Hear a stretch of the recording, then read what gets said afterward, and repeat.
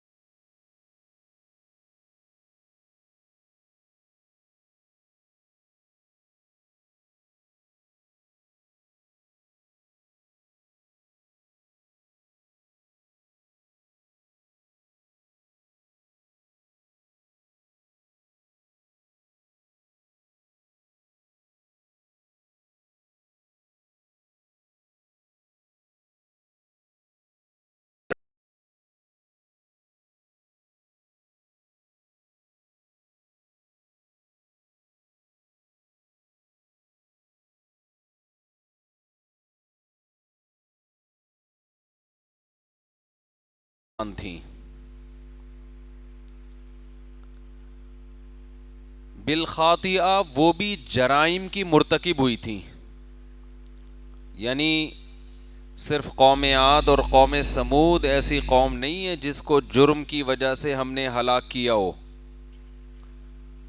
بلکہ فرعون اور اس کے علاوہ بھی بہت سی بستیاں ایسی ہیں وجاء جو لائیں الخاطئہ، جرم کو، جنہوں نے جرم کا ارتکاب کیا. وہ جرم کیا تھا جس کی وجہ سے اللہ نے ان قوموں کو تباہ و برباد کر دیا؟ فَعَصَوْا رَسُولَ رَبِّهِمْ، رب نے جس کو اپنا نمائندہ بنا کے بھیجا، جن لوگوں کو کہ یہ میرے نمائندے ہیں، یہ میرے سفیر ہیں، یہ میرا پیغام تم تک پہنچائیں گے، انہوں نے ان سفیروں کی بات نہیں مانی. فَأَخَذَهُمْ أَخْذَةً رَابِيَةً، اللہ نے ان کو پکڑا، تھوڑا پکڑنا نہیں بلکہ بہت زور سے پکڑا. اللہ نے ان کو بہت بڑی تباہی میں ڈالا. اللہ نے ان کو، یہ بات خوب سمجھنے کی ہے. آج دنیا میں پیغمبر کی نافرمانی کو جرم نہیں سمجھا جاتا.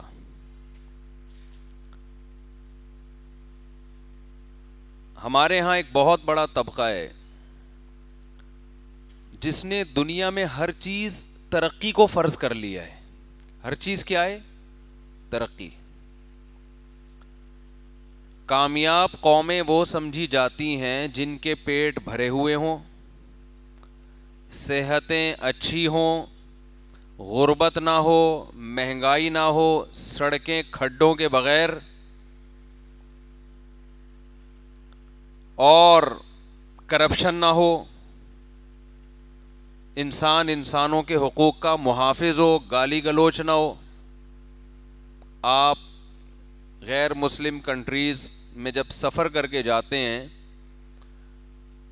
بہت اچھے اخلاق، بہت اچھا ایٹیٹیوڈ، ایئرپورٹ پہ بہت اچھا ایک نظام ہے، سسٹم ہے، آپ کا بیگ کہیں غائب نہیں ہوگا. میں ایک دفعہ سفر کر کے آ رہا تھا، پتہ نہیں آسٹریلیا سے یا کسی کنٹری سے، تو کراچی ایئرپورٹ پہ جب میں اترا تو کوئی کراچی کے صاحب تھے، کئی عرصہ باہر رہے ہیں، تو ایئرپورٹ پہ اترا تو ان کا بیگ ہی غائب، لیگیج میں بیگ ہی نہیں. انہوں نے کہا لو بھائی، بہت غضبناک کہ یار پھر پاکستان کو برا بھلا کہنے لگے، اس ملک میں یہی ٹینشن ہے نظم ہی نہیں ہے، کوئی ڈسپلن نہیں ہے، بربادی ہی بربادی. بعض دفعہ ایئرپورٹ پہ آپ کو پڈا بھی نظر آئے گا. تو اچھے اخلاق سے بات کرنا، انسان کا خیال کرنا، اچھا تو وہ ہوتا ہے جو دوسروں کے ساتھ اچھا سلوک کرے. یہ ذہن بنتا جا رہا ہے ہمارے ہاں نئی جنریشن کا. سمجھ میں آ رہی ہے بات؟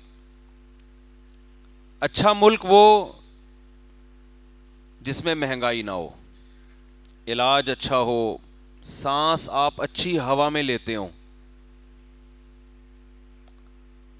گاڑی کے ٹائروں میں بھی جو ہوا بھری جاتی ہے نا وہ بھی بہت اچھی ہوا ہو.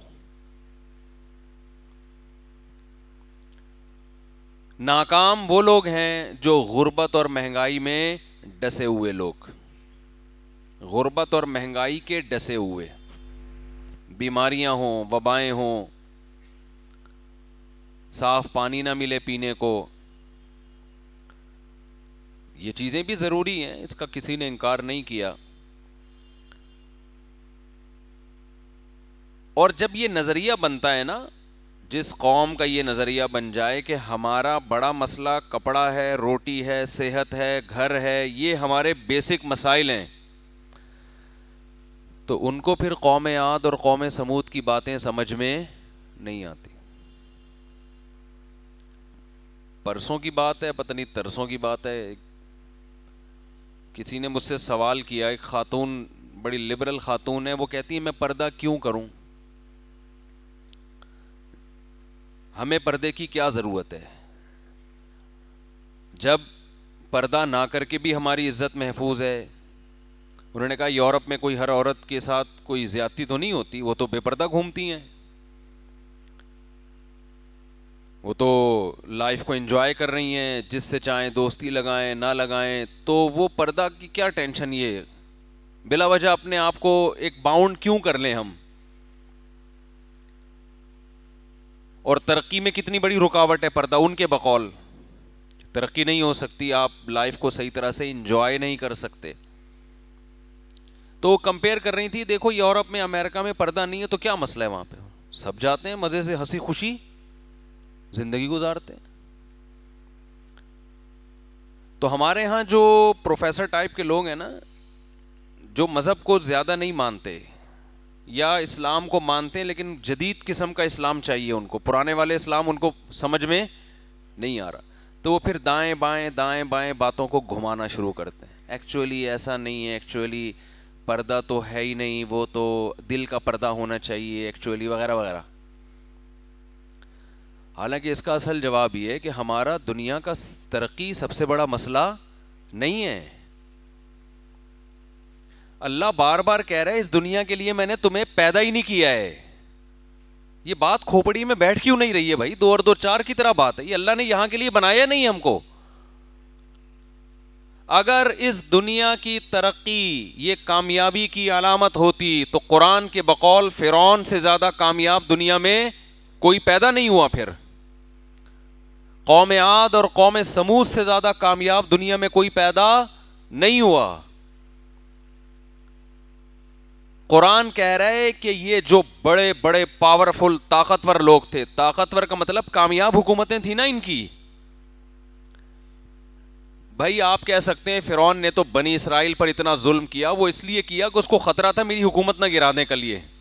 اگر اس کو خطرہ نہ ہوتا تو یہ کچھ نہ کرتا. وہ اس کو یہ تھا بھائی یہ پیغمبر اس قوم میں آئے ہیں، ان کا کوئی بھروسہ نہیں ہے، میں لوگوں سے کہتا ہوں میں ہی تمہارا رب ہوں، تو ایسا نہ ہو کل یہ میرے اگینسٹ، کیونکہ ان میں یوسف علیہ السلام بھی آئے اور بھی پیغمبر آئے، وہ تو ساری دنیا جانتی تھی، فرعون بھی جانتا تھا.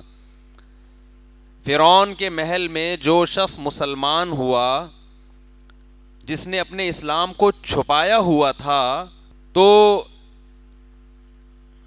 جو وہ ایک شخص تھا جس نے اپنے ایمان کو چھپایا ہوا تھا.